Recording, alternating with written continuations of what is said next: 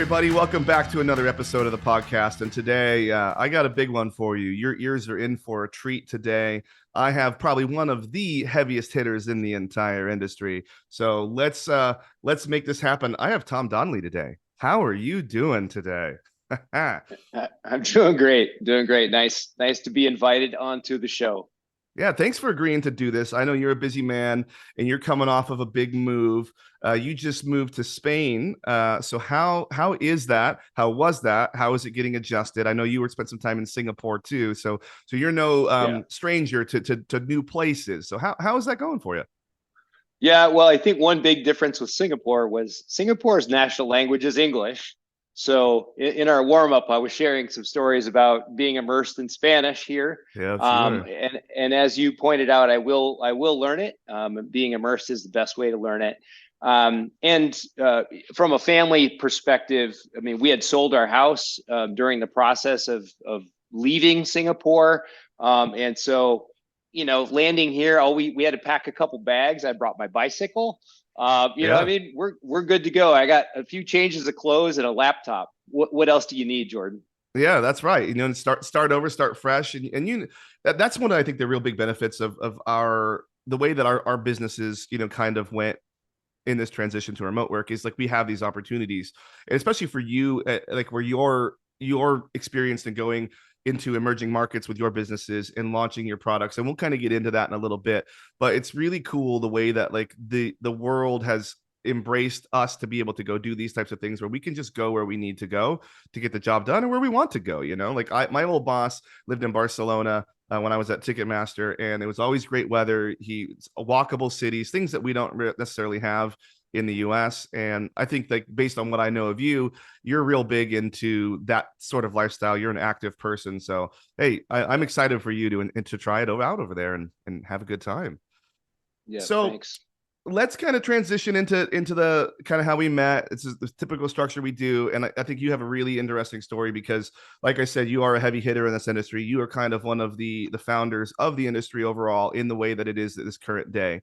Um, I met you, I believe, at a Threat Metrics convention in Napa and Silverado Resort back in 2012. And I don't know if you were at the time. Were you still the CEO of the MRC at that time? That's I correct. think, Yeah, I was yeah. I was the first employee for the Merchant Risk Council. It had been run by volunteers, Julie Ferguson being one of them, Tom Sullivan, and a few other really dedicated people. So MRC started in 2000. They hired me in 2006, Mhm. and I was there through 2013. Yeah. And I think that we on this podcast specifically, like we talk a lot about the MRC and what it means to our industry overall. It's kind of like the central hub, the heartbeat of what we all do. It's how we all met each other for the most part. It's how we get our information.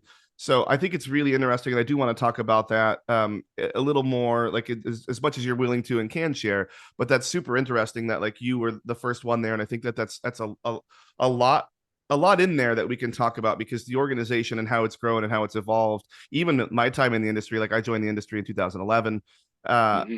is just it's so much different. It's so much bigger. There's so much money in it now. When I remember, like even the first one that I went to was still a pretty big conference, but it was not nearly as big as it is now. It wasn't nearly as polished as it is Right. now, and it's like I really want to talk to you about what it was like to grow that, to get it to that, because like when you left in 2013, it was big. We were at Aria, we were we were having booths, like we had full big events happening. Like we had some really really really cool stuff, and like I think that you ushering it into this era is a really interesting story. So actually, let's just start there. So yeah, can you Yeah. tell me a little more? Tell me some Sure. stories. Tell me all about the MRC.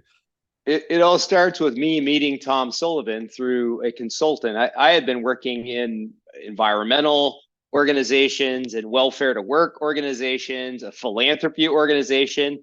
And when I get introduced to Tom, I'm like, you don't want to hire me. Like, I don't even shop online. Like, Yeah. let alone understand anything about the inner workings of payments or fraud, for heaven's sakes.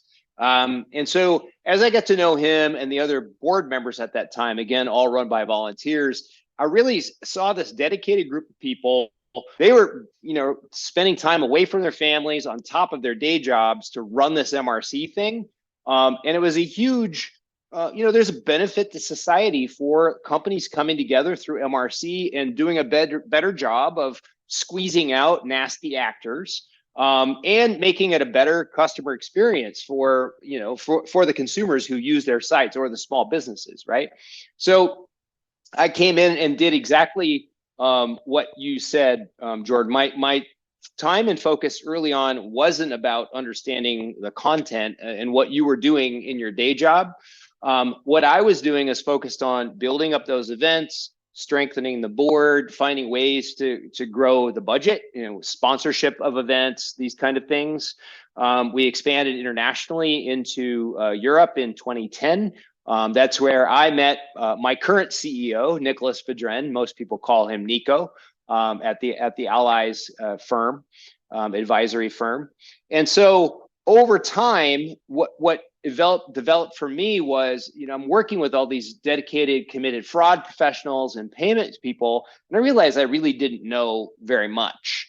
And so during the course of the year, I believe it was 2011, before the day of podcasts, all we had Oh were yeah. webinars. I hosted 60 webinars that year. And so I did more than one a week, basically interviewing all the sponsors, interviewing board members, getting different people. We did member spotlights, because I personally was committed to learning more about the meat and potatoes of what the Yeah. industry was about, not just how to run create a well-run trade association or industry association. So that's where I kind of flipped the switch for me. And I still have never sat in your chair. I still have never sat in the chair of a payments manager, but I understand enough about the industry to help make connections, and help people find the answers they're looking for, even if I don't know the answer myself. Yeah, I think that is an excellent point. Is, for me personally, I was used to, for so many years, sitting in the chair with my sleeves rolled up, actually in the weeds, fighting the fraud, like hands on every single day. Mm-hmm. I'm writing the rules, I'm finding the trends, I'm doing what I need to do to make sure that my company is safe. And as I've transitioned into the leadership side of this business, I spend almost zero time doing that these days and more time doing the strategy, looking down the road, like where we're going to go. But the partnerships is the piece that I think is what is most valuable for me and my company these days. And the relationships that I've made through the organization like the MRC, and what's come out of that as far as like the different vendors to talk to, what they do, who to go to, and then we all kind of move around in the industry, Yeah. but Yeah. the connections like is just, I think, the most vital part, not only for like for vendors and like solution providers, but also other professionals that were in the chair, still are in the chair, being able to reach out to these people. Like, I know exactly who to go to every time. If I have a very specific problem, I know exactly who to go to try and talk about it, hopefully try and solve it. And that's on both Mm-hmm. sides, like both the people in the chair and the people providing the answer to the people in the chair. And I think that it all came out of that central hub of organizing us, and that is such a valuable thing. And I know a lot of industries have like their conferences that they go to, but I think it's maybe because I'm just so close. Like I used to do like the Microsoft like Converge conference. I think it's Convergence or Converge, one of those. And the way that how the MRC is, and the way that the all the different people interact together through the MRC is such a personal and intimate thing compared to what I would see in other industries. And I just think it's really cool to that the MRC's usage has evolved with how all of us have evolved too. So there's still a ton of Yeah. content for people that are still sitting in that chair, but then there's a ton of content for me that have like for people like me that have moved up in my role and have a more broad scope, like brushed role here. It's just Mm-hmm. it's a lot of fun. This is the first time like I've been all the way through something, because like you said, like you started in 2006 as a CEO. Uh, I mean, we're not that old. We're not as old as some other like Sure. organizations and some other divisions, So very, very interesting. Any cool stories you can share with us, like Yeah, yeah, insider for stories? sure. There's a couple that come to mind when I was thinking about the origins of the origins and the purpose of the MRC. So the origin. So if you think about 2000 when the MRC was incorporated, literally, digital shoplifting was what was happening, and a lot of the people, involved with the MRC were involved in loss prevention in the stores.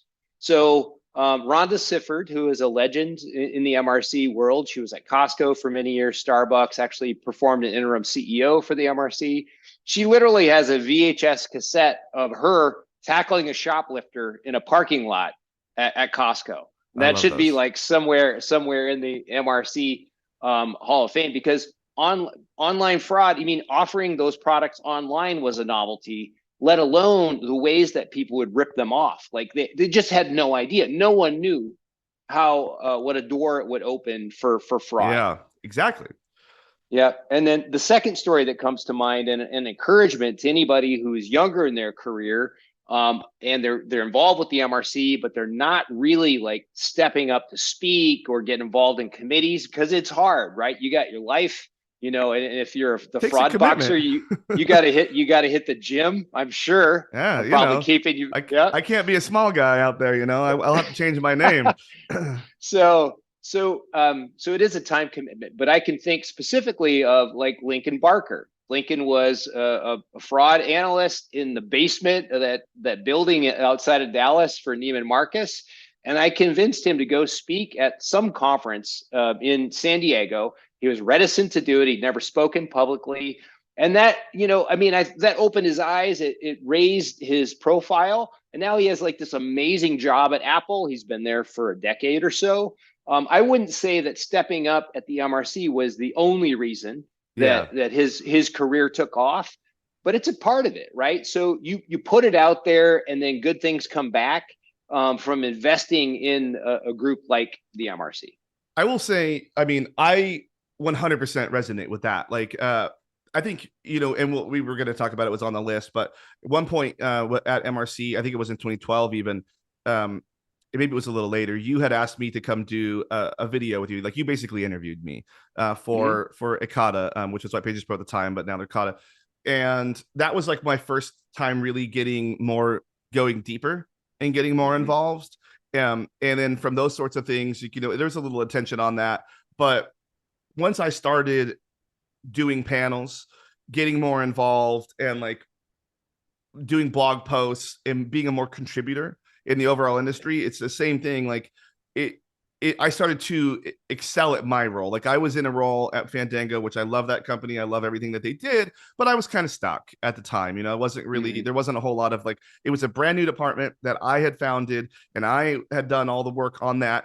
And we had Linda come in to help me with the chargebacks, and she's great. She's still there, and she's fantastic at what she does. Super happy that she came on board. But that was kind of like the peak of, because the volume and how we had structured it was kind of taking care of itself for the most part. And we just had to stay on top of the rules and stay on top of all that. But when I started speaking in the conferences, doing the panels, getting myself out there as something fun to do, it's like, really, it's enjoyable once you get past the jitters. Some people don't like it. Believe it or not, everybody, I used to be super shy and super nervous on things. I had to create this version of Jordan the Fraud Boxer. But there was a lot more attention that came to me, and a lot more opportunities that came my way from that. People started to inquire about me and my availability to come to other organizations. And that allowed me to take a chance to go to my next company in a larger role that had more upward momentum, and finally get to where I am today, which I'm still growing. I just had my one-on-one for my goals with my boss last week. I told him how hungry I am, exactly where I want to go, but I already kind of have my own self lined out. So I just show him what my own steps are, and he's like, yep, sounds good. Let's keep doing that and we'll get you there. But I will say that, like, the exposure, once you're comfortable with that, really opens up a lot of doors for you, if that makes sense. Yeah, It does. So are you telling me that I'm partially responsible for releasing the kraken? I Is would that what you're say saying? that everybody that doesn't like me in this industry because of how over the top I am is your fault. It's 100% your fault. You did this. So All right. everybody send your anger that way. Universal apologies. So we had talked about, like, why did I leave the MRC, and why did I transition to White Yeah. Pages Pro at the time? I think one thing that was pretty cool at the time, I had met the founder, Alex Elgard, of White Pages, and he had a vision for how that identity data could be used in a B2B context, because the company was a B2C company, I still remember that. is. Yeah, it still is actually still out there. Um, and I knew that I could help translate what he was visualizing for or visioning for a company to the language of merchants. I would take zero credit for product development and all the great work that Kushal Shah and others did, in building the products that were sold by Ekata. But yes, it was a great adventure, and it was the first time I ever had to stand behind a product and actually understand enough of how the product was built, some of the limitations, because you can't 100% verify every identity on the globe. It's just impossible, right? That data Yeah. doesn't exist. That would be a biometric or something else. So we're all kind of cobbling together still identity verification on a global basis. And I feel like Ekata played an important role in the industry to help refine that aspect, because there's device recognition, there are Mhm. biometrics and other pieces, and certainly there are other identity providers.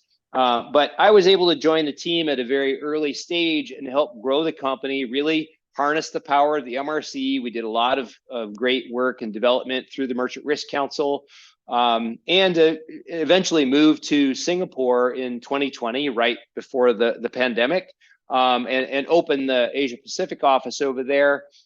So I personally had met a ton of great people in the industry and at Ekata, and personally got the benefit from the acquisition by MasterCard, which is awesome. They treated all the Ekata people really well and still are.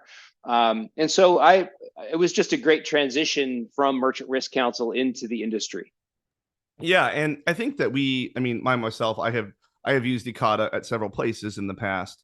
Uh, I think it was an interesting way how these people search things kind of did change to a B2B thing, because there was so for so many years, like we had always tried to Google somebody's name even before the Google to try and find somebody, and then White Pages Pro was one of the options that we could use. You could pay, you could get a record, you could get some name, get an address, and then when it went to B2B, it was there was, I don't know, and you can kind of correct me if I'm wrong, but it was more of an ad hoc. Like we had to copy and paste things in before the API kind of came along. And once the API came along, it really was a game changer, because we didn't have to have people Yeah, sitting in a room copying and pasting in there. And I think one of the yeah, things that I've used you guys in the past. I mean, you're not there anymore, but I had used Ekata in the past because the international data was really strong. Like a lot of people, yeah. you can get pretty robust like US data in a lot of different places, and Ekata was no exception. Like you can get really robust data there. You could get more information, like a lot of the services you get email or you get IP. But with you guys, you could get all the things, including the address. But the robustness of European data, well, you guys were kind of ahead of the curve on that one, and it kind of helped out a Mhm. lot in some of the more hot spots that would pop up from time to time. So you were at Ekata for a while. Can you like really, I mean, outside of the Singapore office and doing that, are there any other like big milestones that you're proud of that you kind of want to talk about on that? Yeah, nine years at Ekata, Jordan. It That's was, wasn't it? Wow. yeah, Time flew. yeah, nine for you. Yeah, sure. That's funny. No, it was great. I think one other thing I would share about the Ekata experience. So after Alex Elgard decided to bring on a CEO, and then he's devoted his efforts to what was White Pages Caller ID and has become a company called Haya. They've been wildly successful, and Alex is focused there as the CEO. He brought on Rob Eleveld, and if for your listeners, if you haven't met Rob, he's a fantastic guy. He's this mix of sales guy who is also an engineer, who is also a military guy. So he really cared about structure. He really cared about follow through and integrity. And we lost business over the years because we either wouldn't add in features that weren't to the letter compliant. A lot of our competitors would do things that were in the gray area, and because Yeah. data's there's a lot of gray areas with data, and so we of course had to be GDPR compliant and all of the other regulatory issues, but there are other steps you could take to be more commercially successful that somewhat compromise your integrity from my perspective, and we never crossed that line at Ekata. And we also were really transparent with our customers and did a great job of getting feedback from the market to build the products, to improve them. Again, Rob as CEO, he said, touch the market. This is one of the things that always came up. Like product managers engineers were out on the road talking to customers, talking to prospects, sitting with salespeople, hearing firsthand, as opposed in a lot of these solutions where the engineers are in one room, the salespeople are out selling ideas in another room. And that it was just an amazing cohesive group at Ekata. So I felt very blessed to have that experience. I will say that that is an excellent point as far as like how products go. And I've said it on my podcast a number of times that companies that do things like kind of, I guess we could call them focus groups, but like advisory boards, where you invite a group of people in to talk about what they like and what they don't like about the product, how they want to use it and how they don't want to use it, is super key. And usually, you know, a company, like if there's any solution providers that are listening that are thinking about that, usually you just have to invite them up for like a 1-day session and a cocktail hour. And you get so much information because a lot of these companies, you know, they start with an idea in their head and now about how they want to create a product. And then they launch this product to the marketplace. And then how people are using the product might not be exactly how the vision was in your head. And it's really important to get that knowledge out of your end users and into your own head to see how people are using it to make sure that you're building your product the right way. You don't, something that they use like that's a one click that they rely on. If you hide it behind 15 different clicks, might not be the most ideal.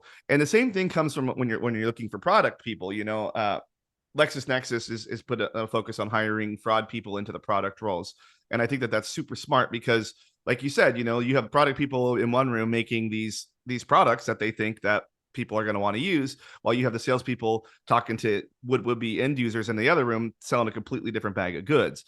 And I think that if you really can get those, like if you get fraud people into product roles or some sort of advisory group and get that knowledge transfer, you'll build stronger products and keep having those conversations, because as you launch new features, and as new things pop up in this world, like biometrics is a great example. You know, 5 years ago, people wouldn't have said, "Oh, I need a biometric solution," and now, like they would say, "All I need is a rules-based system, device ID, and some good, robust, you know, like location or address data." Now it's like with synthetic IDs and all of this, like you need a biometric solution. So as long as like if you have a bunch of people telling you, I need a biometric solution, you could have your product people start focusing on how they could do biometrics with your existing solution. So yeah, there's all that. I think in the middle of all, while you were at Ekata, you also started a consulting group, right, called Paladin, correct?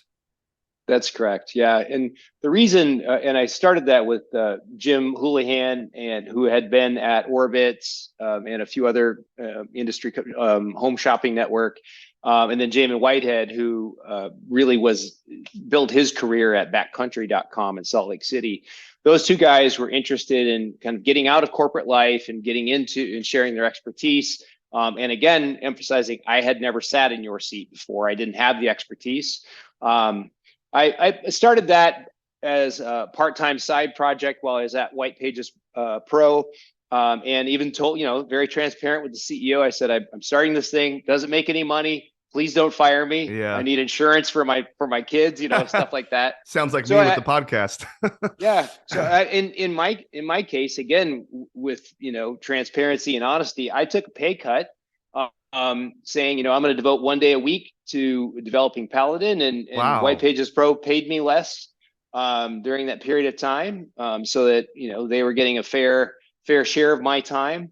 And after about a year or so, I realized that White Pages Pro became Ekata, was really going to exit or IPO or something. And so I wanted to double down and invest in that. Jim and Jamin were perfectly competent to run the business on their own.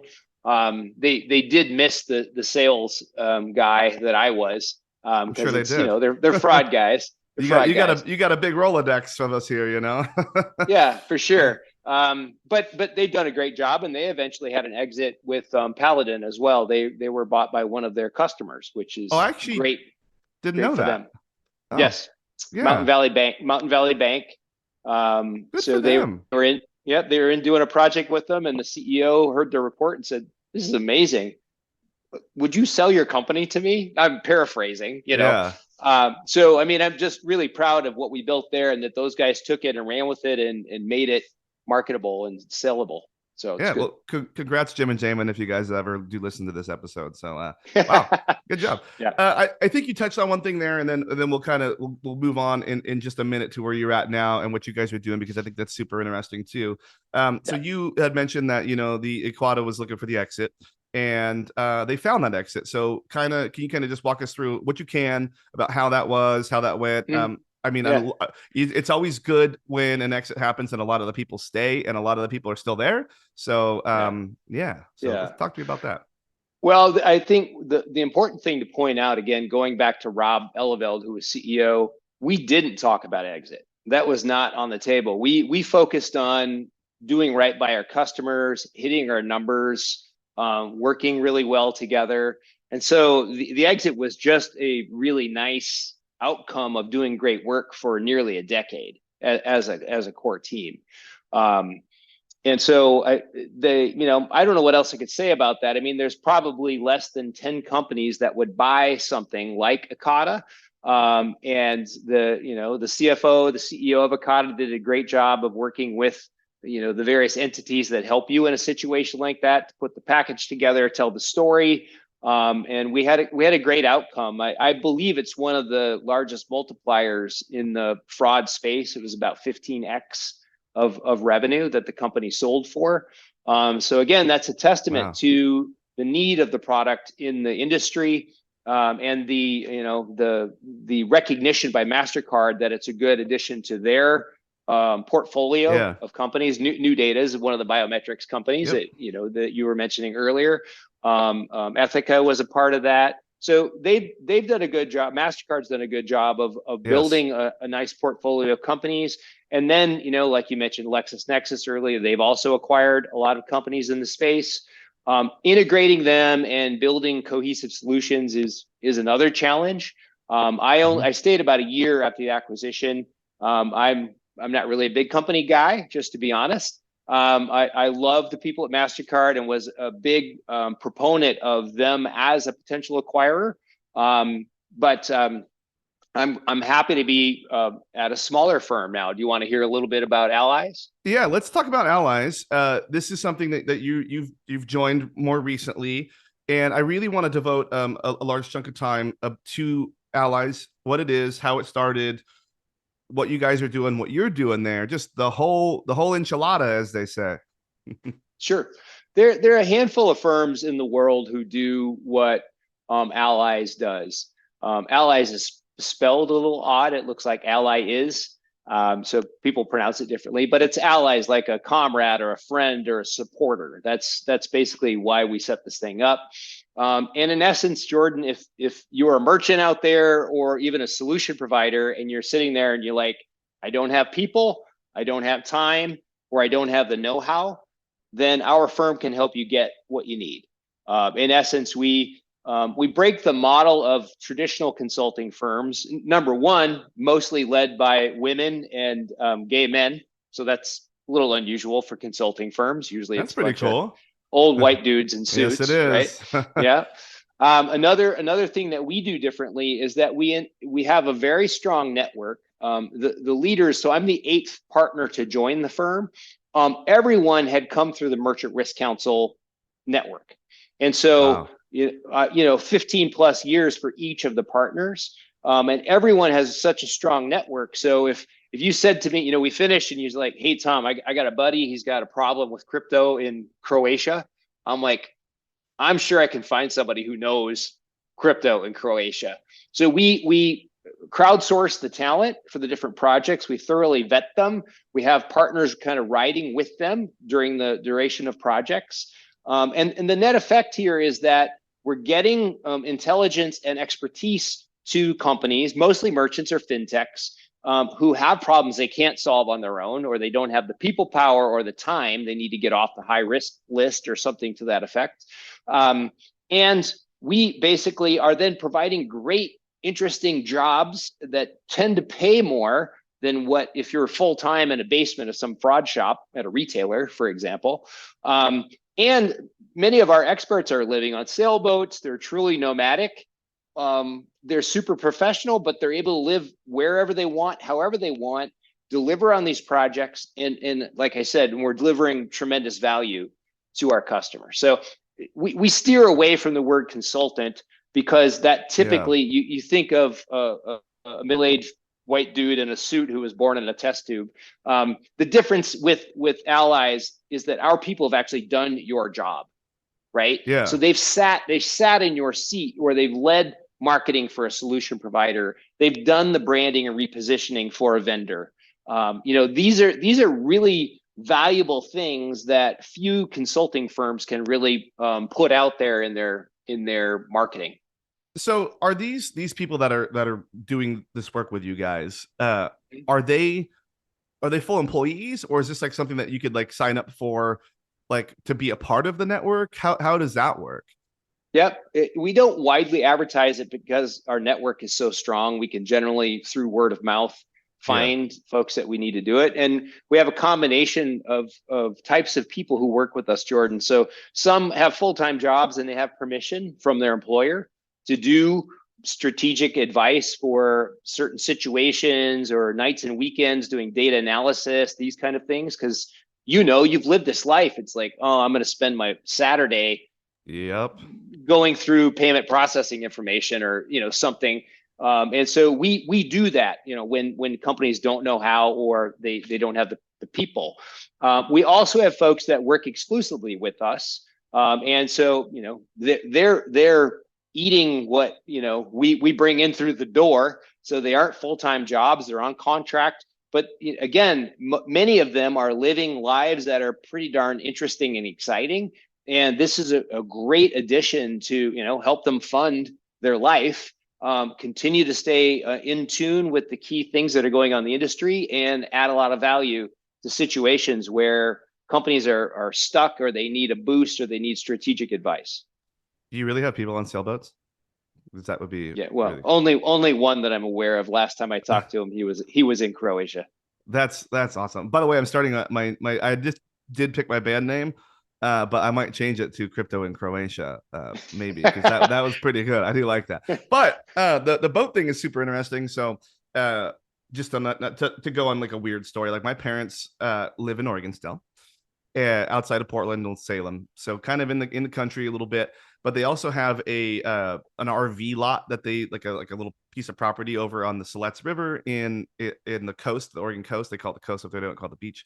I think they do the same thing in Washington. But the all the neighbors, like there's no cell phone service, there's no internet service out their little beach lot. But all the neighbors have been buying the SpaceX, the Starlink, and it's so good. And my cousin actually now works for them over. He's been for about a year and a half over here in Hawthorne.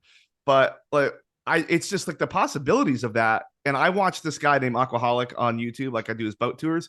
And every time like he's walking around like this $1 million boat or $2 million boat, I'm like, that would be the life to throw a Starlink on that boat and just cruise around all day long, doing my job when I got to do it. And then as soon as I'm off, I'm floating at sea. I having a mimosa, got my feet up, and then I go swimming. Like that, Yeah, that's the yeah, goal. That's the goal at the end of the day. And I would want it to be in Croatia because that's where the weather's real good and got that nice yeah, crystal blue water over there. But yeah, just for to go on a sure. tangent there. So so how do people like, I think there's a lot in there. So let's do two things.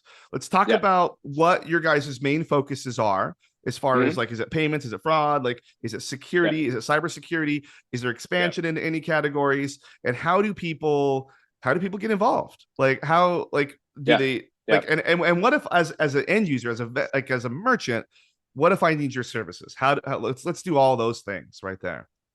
Okay, that's more than two, but we're friends, Who's so counting? I'll Yeah, throw. throw a We'll give you bonus in there. the baker's dozen. Um, so what's the first question? And I will remember the others. What are the actual like focuses? That's good. Oh, thank Yeah, I you. mean, Yes. I did throw you for a loop on that, and I Yeah. like how we completely went off our notes. We're just Yeah. two people talking Smooth. now. This is the way to Yeah. do it, Just yeah. Smooth. So most of our projects are with merchants. Okay. So we spend a lot of time with merchants and fintech. So these are what operators in the space, mostly B2C companies. They have issues with payments or fraud. That's it. Okay. So we don't do cybersecurity. We steer away. We can do some legal compliance type work, but if you think about money transfer companies, we work with few. We have to avoid like helping them figure out compliance in Croatia or in Kansas, Yeah. or I mean, like it's That's just Pandora's box right there. there are law firms who specialize in that. We don't. We have a pretty good bright line around certain topics like that where we'll just tell our prospects, yeah, you don't want to work with us. I mean, if you need us to find somebody, we can do that. But so it's payments and fraud with merchants and fintech companies. Additionally, we do a lot of work with solution providers. They may be US based, they want to expand to Europe or Asia. And they need advice from myself or partners who've been there and done that. They may be a fraud company and they want to be better connected into the payment space. And they realize that payments people, acquirers, PSPs, they don't speak the language of fraud. They don't really see the value. They think they do. Well, I mean, I think it's not a core part of their value prop. Yeah. Right. And so that is a part of the industry that's evolved quite a bit. Adyen has its own fraud product. Stripe has its own fraud product. And, one could say there are more advanced solutions out there. But for a lot of their customers, that's all they really need is a basic tool. Right. And I will say, like Stripe specifically, like with Radar, they have made some pretty significant investments, and it's getting quite good for the average user of that particular product. So kudos to my friends over at Stripe. Good job with Radar so far.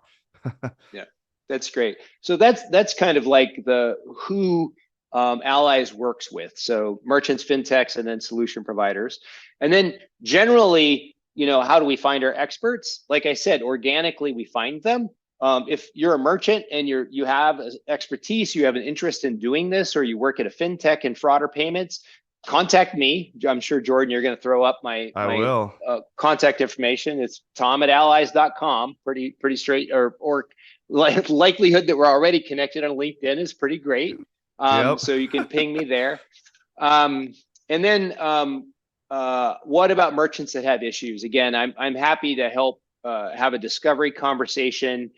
We were just on with some longtime contacts through the MRC. They're having some challenges and questions around payments in India. Through our network at Allyiz, we were able to bring in someone who is Indian, has lived and worked in the Bay Area, and just returned from a stint in India, has worked with the central bank there, the RBI, has dealt with all the payment regulations and the expatriation of funds issues that this company is dealing with. It's like when this conversation, right, where it's like it just flows. You're like, okay, this is I one of the things I most love about the work that I've done, Jordan, is matchmaking. Right? It's like I don't have the answers, but I'm pretty damn sure I can help you find what you need. And in essence, that's what Allyiz does. That's awesome. Like I did a couple of calls last week with a couple of just friends, that are off the books things, like not things I'm charging for or anything like that, nothing to do with anything, but it was people just asking for help or ins to certain organizations, like those were more solution providers, not like what you guys do, but people saying, I have this problem. I want to talk to somebody about this specific thing. And then I just hooked them up. But I guess it's kind of is what you guys do. I need to start pushing more people your guys' way there for those sorts of things. You and I have already talked about that in the past. But I think that's such a good thing. Like the bringing people together. And I love that story about India specifically. Like my company is a very multinational company. Like we take payments everywhere, every single place. And the nuances of those payments and I'm using payments just as a specific example, is very cloudy for a lot of people. It's not like you just fire up a payment processor, you take payments, money gets deposited into a bank account, and you go home and ship a product. No, there's things like Brazil, where they hold the money in the bank account has to sit there for 30 days. There's certain, you have to have a certain amount of people in certain countries. You have to have a bank account in a certain country, but in order to get that bank account, you have to have an actual person of that nationality living there. There's so many nuances there that I think that people, like they have these grandiose ideas that they're going to make this company, it's going to be this international presence and everything's going to go perfect. But when you start peeling back the layers, next thing you know, you're losing 50% of your profit because you got to pay cross-border fees that you might not have to be able to do. So I think that having a company like you guys that would help people navigate those sorts of waters without having to have full-time staff to do that. You can hire you Right. guys, get the project done, move on with your lives is a pretty cool way, especially for emerging companies or companies that are trying to expand into new territories. So I'm glad you guys exist. So as Yeah, we and as we I would add, yeah, I want to add one thing there, yeah, Jordan, please real do. quick, because I think everybody's familiar with KPMG and Ernst and Young and these big consulting firms. They Yeah. generally don't have the deep expertise that a firm like Allyiz has, right, in payments and fraud. And the other thing is that we're more affordable than those firms, so it's like better advice, and it's more affordable. The thing is though, bigger companies are going to be they already have a contract with those Yeah. big consulting firms, and they're going to stay with what they know, the safe. So our stripe of, no reference to the payments company, our band of customers tend to be bigger companies who are sophisticated enough so they should be asking questions or they got challenges, but not necessarily the global behemoths who are already under Yeah. contract with EY. Does that make sense? That does make perfect sense. Yeah, Yeah, those medium to medium large businesses, is like I like correct. how they always classify, like it could be a or billion-dollar business and they're like, yeah, it's a medium-sized business. I'm like, geez, what does it take these days? Not everybody's For sure. Apple anymore, guys. For sure. So For sure. this is, I think we're at the beginning of 2023 and we're looking forward. I did an episode last week, my first episode of the season, that focused on what my predictions were for 2023. I have an article coming out with Identique that I say some of those same things, but in a more formal scenario. So with you Mm-hmm. guys, from the knowledge that you have, what do you think are going to be like the next big trends that your product and your company is going to be able to help people address? So what do you got?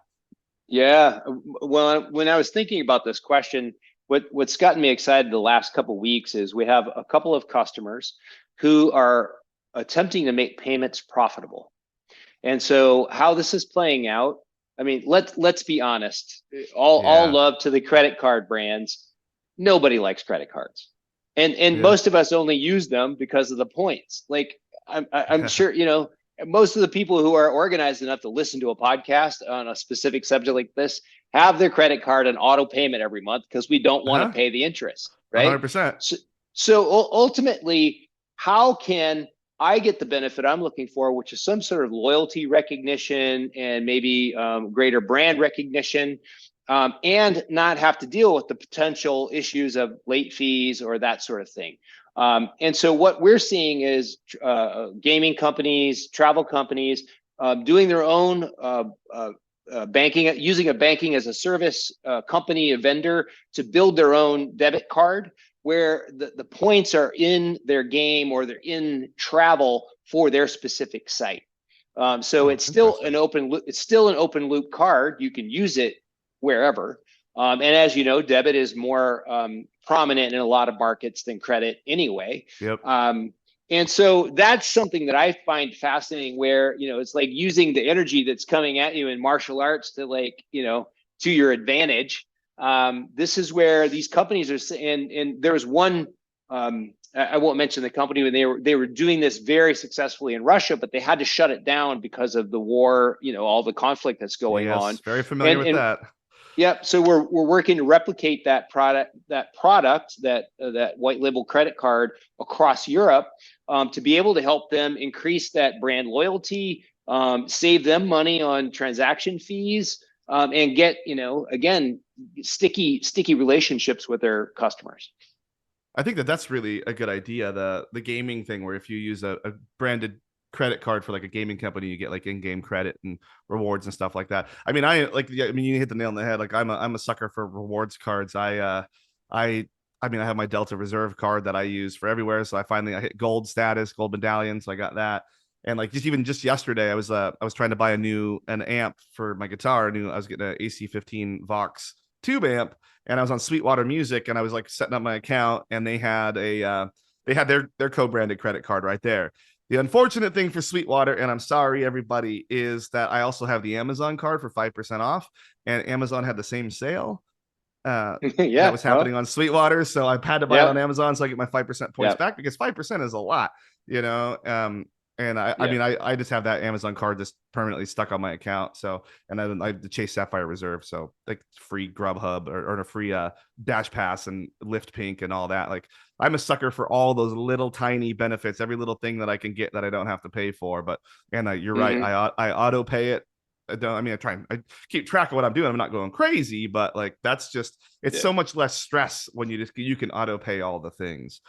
So, so for the most part, like you guys are just advising your clients, both big, small, medium, both sides of the fence, exactly what they're supposed to be doing. And I think that that's really, really, really cool. Um, so one last thing, I know we basically kind of touched on it as far as like what you guys are doing, but in your opinion, as somebody that talks to everybody in this industry and is connected to everybody in this industry, what do you think the top three trends for our industry is going to be over the next year or so? Top three in the industry. I realize I only wrote one down, so here That's we okay. go. Yeah. Yeah. So the first one is what we're seeing among our client base at Allyiz is that companies that are traditional B2C brands are really going hard at direct to consumer. So we would call that new Mm. to E, right? They've been selling through intermediaries. Think Procter and Gamble is not one of our customers, but they create toothpaste and deodorant and all of these other sorts of things. And they want consumers to go to their website because they get more margin if they Yeah, sell the products absolutely. direct. But they don't understand payments and fraud. And some of the products are, thinking of luxury goods in particular, are highly fensible. So that's something that we're seeing quite a bit. I just did 3 years in Singapore. So in the realm of payment ideas, the use of QR codes, point of Oh, sale, and the use of wallets more broadly, again, mostly driven by loyalty. That's yeah. why these loyalties or the wallets are popular, and the consolidation of you've probably seen in the press around the super apps out of Singapore and Indonesia, Grab and Gojek. They want you to hail your rides. They want you to get Yep. your food delivered through that app. They want you to borrow money. They want the drivers to borrow money to lease cars. So there's a lot of power in that companies like Amazon are one of the few where they've kind of harnessed financial services and built it into the retail experience, that sort of thing. So I think we're going to Yeah. see more of that. I would say, yeah, we're integrating GrabPay right now. Like literally right now, like it should be done in a week or so. But like you Great. see, like Yep. Kakao and stuff, in like South Korea, where it's just one of those super apps. But I think that people like we always would talk about a few years ago how wallets were having a difficult time penetrating the U.S. They were very Mm-hmm. popular in like especially the APAC region. But I think that with the apps they're all kind of creating their own version, like Taco Bell, McDonald's. They have like all those like their own version of a wallet in there. And I think people are more using the wallets more than they realize outside of just Apple Pay and Google Pay, more than they actually thought that they were using it. But the QR codes thing is especially during the pandemic. That was something that really really got to be more popular. And actually, there's a pub that I go to on Fridays, and they got a new system where you can just scan your QR code on your receipt when they hand it to you and just pay and walk out the door. And I love that. It's so nice. I can just go, and it keeps me a little more honest because I can be very, very, very generous tipper. And sometimes it keeps me a little more honest on those sorts of things and make sure that I'm tipping the appropriate amount these days. But That's good. I like to That's be good. nice to everybody. One of the things, like anything around identity that you might be thinking of. I know you're no longer at Ekata, but Yeah. identity is Yeah. always an ever changing thing, especially with compliance overseas and Yeah. GDPR. So Yeah, for sure. And I pay close attention to this because a lot of our customers, both merchants and on the solution provider side, are either providing identity services or they're in need of them. I think one thing that's interesting, and I didn't mention this earlier, Jordan, but I think one of the key reasons why Akata and other companies keying off of like identity elements like email, phone, these sorts of things, why they can do that in Europe and globally is because there is a clause in GDPR that basically gives you an exemption for fraud prevention and yep, risk. that's how I You use that can't for do Apple. exactly. You cannot do those same sorts of searches for marketing. purposes, right? Forward Yeah, looking those searches. those So carve outs are super key. Yeah, for how you're using the data. Yeah, and same thing. It's with like storing data when you do GDPR deletes. There's mhm. exemptions if you need to have it for compliance purposes and identity fraud prevention purposes. So yeah, Yep. So I think in the identity realm, what I would say is there's still a real hunger for better B2B information. We're not talking about shipping something to a large corporation. We're talking about the mom and pop enterprises. Would have been the flower stand on the corner, or Jordan's rad tees, or whatever you're selling out of your garage these days. It's what I've always found is that those smaller businesses are only really one step removed from a consumer identity. But there really hasn't been, in my opinion, a company that has developed a good global way to identify those smaller businesses. There's a lot of lending that happens in this space in the fintech area. There's a lot of merchant onboarding that's problematic for the acquirers. They can lose a lot of money with fake merchants before they discover that it's a criminal yeah, enterprise that's set up to rip them off.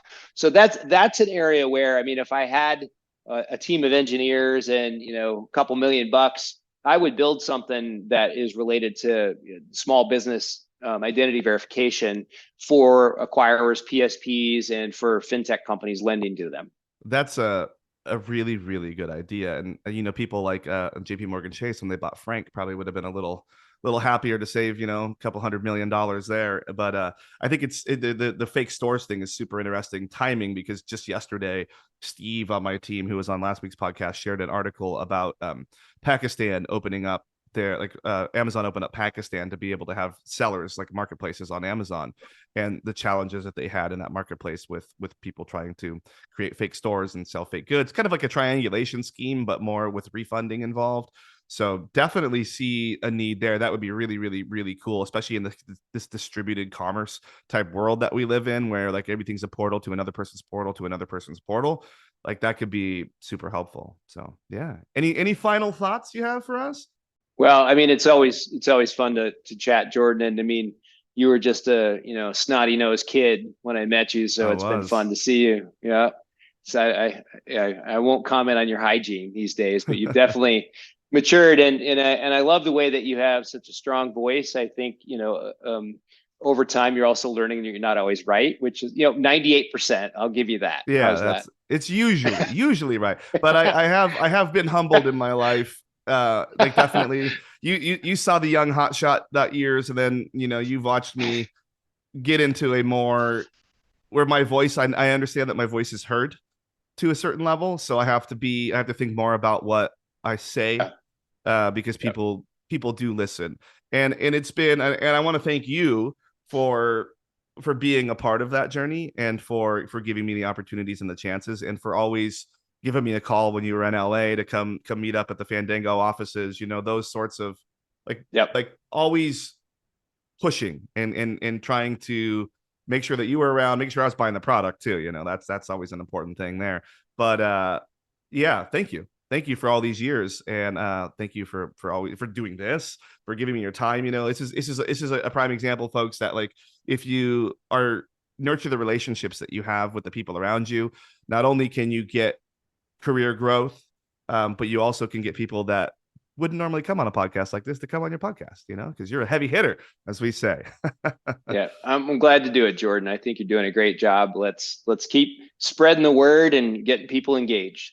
Yeah, absolutely. And I'm going to put all your contact information in the notes on this podcast, like I normally do. Everybody, I think that you guys have a really cool product that I think a lot of people will get some value. So I'm going to make sure that I share all that information on how to get a hold of you guys, because I think there are people that definitely have that need and have that need today, especially going into 23, looking at their roadmap for what they need to do. So happy to make sure that those people know how to get in contact with you. And I want to thank you again for being a part of this podcast, for giving me your time. I know you're all the way over in Spain and you just got there, so it's quite a big ask. But thank you for giving me your time. Thank you for moderating that panel that we were on in Seattle last year at the end of the year. Yeah, just thank you overall. And thank you, Jordan. Great to chat. We'll talk soon.